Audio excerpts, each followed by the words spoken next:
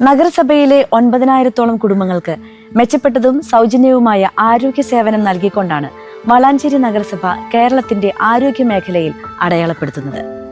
കേവലം രോഗചികിത്സ എന്നതിനുപരി സമഗ്രമായ ആരോഗ്യ പരിപാലനമായിരുന്നു നഗരസഭ ലക്ഷ്യം വെച്ചത്. അതിനായി മാരാംകുന്നിൽ പ്രവർത്തിക്കുന്ന പ്രാഥമികാരോഗ്യ കേന്ദ്രത്തെ കുടുംബാരോഗ്യ കേന്ദ്രമാക്കി ഉയർത്തി.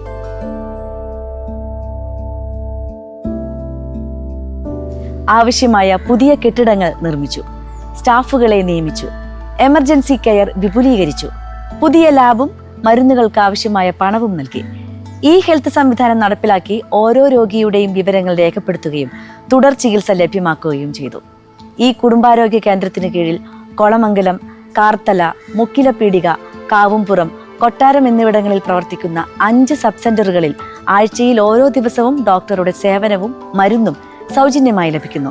കൂടാതെ 60 വയസ്സ് കഴിഞ്ഞവർക്കായുള്ള വയോമിത്രം പദ്ധതിയിലൂടെ ഓരോ വാർഡിലും എല്ലാ മാസവും വയോജന ക്യാമ്പുകളും ഡോക്ടറുടെ സേവനവും മരുന്നും നൽകി വരുന്നു. ഈ സേവനങ്ങളും സൗകര്യങ്ങളും നിലനിർത്താനും വിപുലപ്പെടുത്താനും വേണ്ടി നിങ്ങളുടെ വിലയേറിയ വോട്ടുകൾ UDF സാരഥികൾക്കായിരിക്കട്ടെ.